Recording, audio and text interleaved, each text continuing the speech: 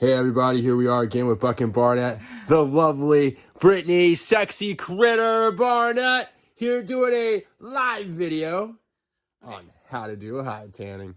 Step 2, after you get the hide off, you want to get some sort of framing. I just found this curved needle. It's for pretty big fabric. We're using a Hollywood frame for your bed. Yeah, any kind of frame that you've got, honestly. Some hemp, and I'm going to attempt to stretch this to the best of my knowledge as far out as I can with all my points that I'm able to. Now I'm going to cut most of this extra off, just because that's just what I'm going to do. But you're going to want to stretch it out, because then you're going to have to cut off all of this extra meat here. And so when you stretch it, it's able to be kind of pulled away. And I'm going to have a fillet knife to kind of cut that as much as I can, as close as I can, without making it as much as possible.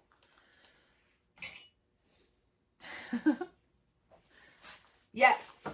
And so I begin.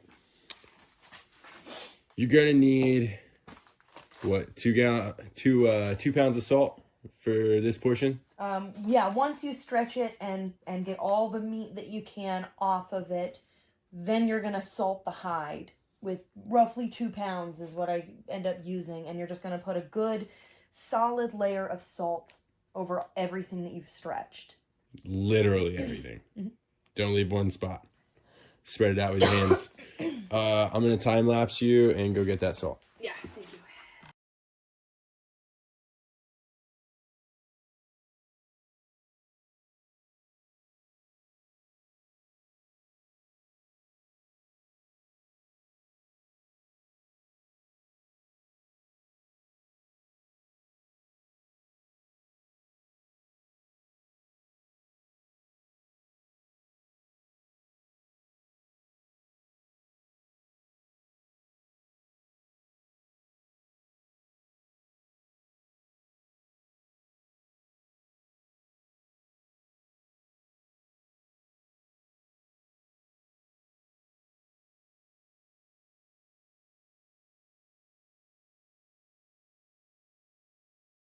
Okay, so we started this at what, like 10:30?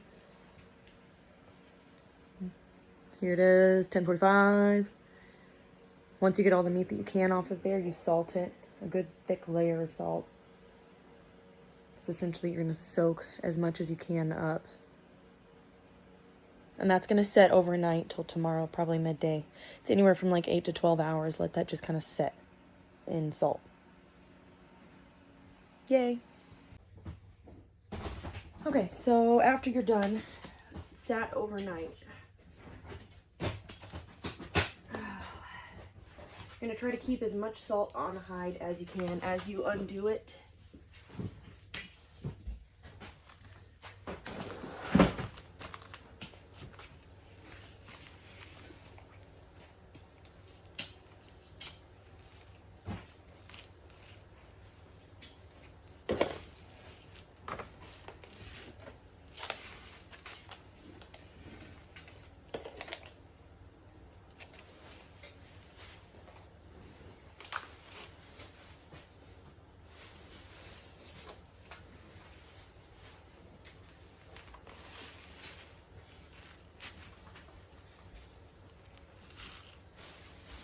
Okay. Gonna get 2 gallons of hot water. Your salt. You pour it all in. I have 6 left over because I used 4 on my hide. Usually I use as much salt on the hide as you can, so that when you get to this point, all that salt is still going to be in your bath. This is going to start the process of pickling the hide. You also want 2 gallons of white vinegar. So in total, it's going to be 4 gallons, which should fully submerge one hide. And you're going to stick them in the bucket.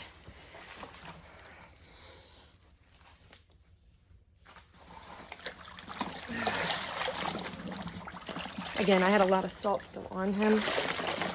Really want to make sure to get all that out.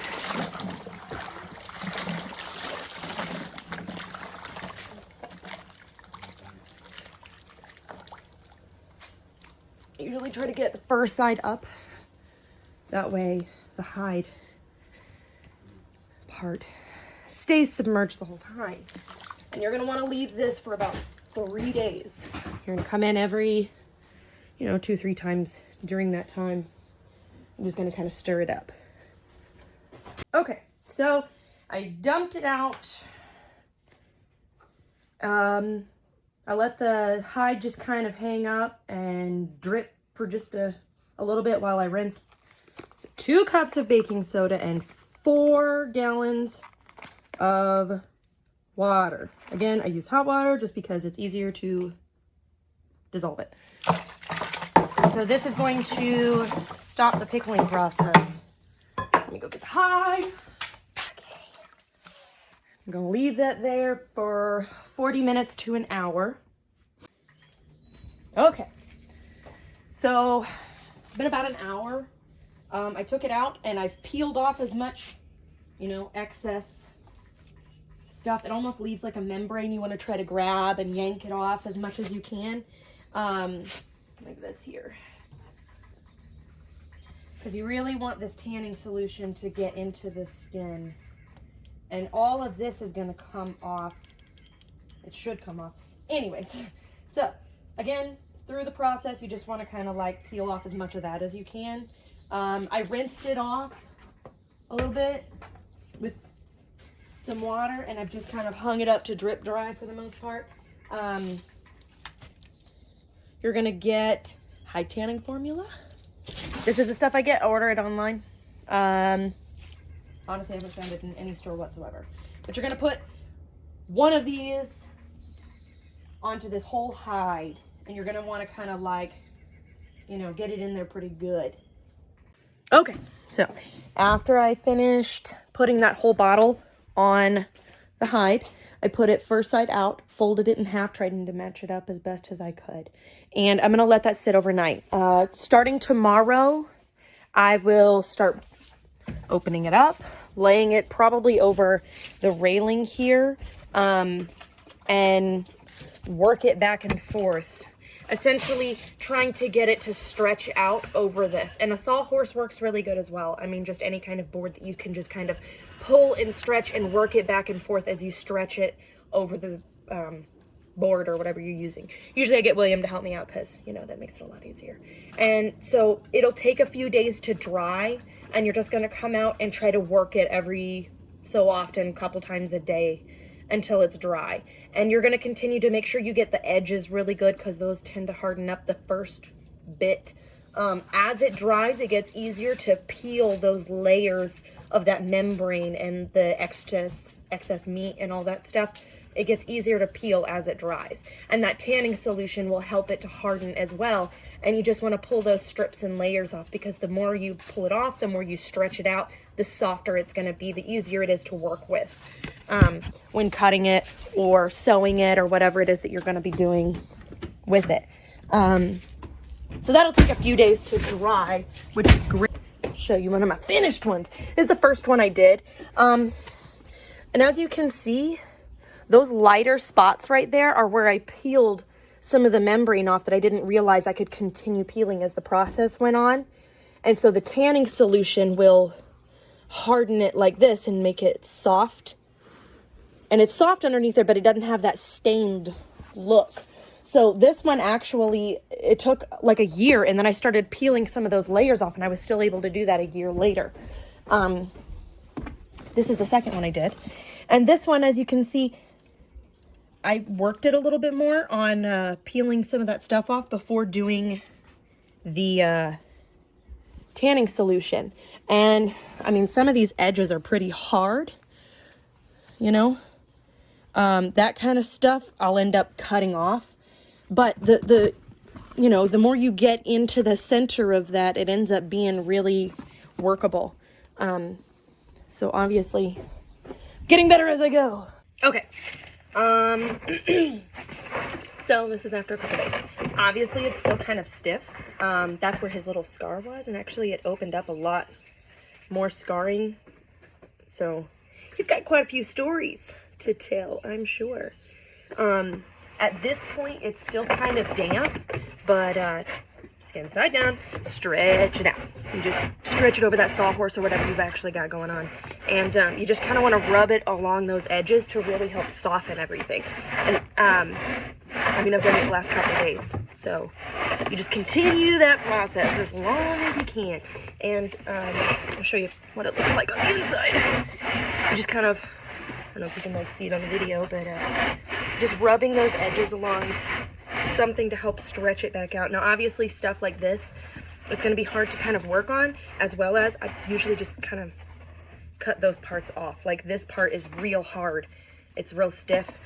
You can try and work it all you can, but for the most part, that kind of stuff is going to end up needing to be cut off. It just gets too stiff. And unless you go through and really try to, when you stretch the hide, get like an inch apart on each and every corner piece, which is also very difficult to do. It's really going to end up having these really rough edges. So, which I don't mind because I've done them so many times at this point in time. It's just much easier to just get it done and then cut off what doesn't work out. Now here, it looks like it's kind of rubbed on. It's kind of thin right there and loosening up. So that'll happen. You just kind of want to be easy on those parts right there. But I'll show you how it looks. And for the most part, I mean, it's looking good. It gets that discoloration where it's still kind of wet, and it'll end up really leveling back out. I mean, once the whole process, the whole coloration process is done, and you still want to go through, and you're still able to go through and just rip that membrane off of there as it dries, and that'll help it as well. It really thins it out. But yeah, hope it's going good. This is what it looks like now. It's still really thin on the center portion of him, right here. It's honestly the time of year that we got him too, but here's his scar. You can still really see that there. But the rest of it on the inside all looks really nice. Clear. And I still pulled some of the membrane off of it, but it's a lot of the same solid color all the way through. It's really malleable. This is third one down. So far, so good. I like the way that it turns out. Each and every time has its own little story and situation. And I do it a different way every time. So yeah. Any questions or comments, please let us know, because we're still working on not being so new at this. Thanks for joining Buck and Barnett. Hope you had a great time. Stay tuned. We're always uploading content.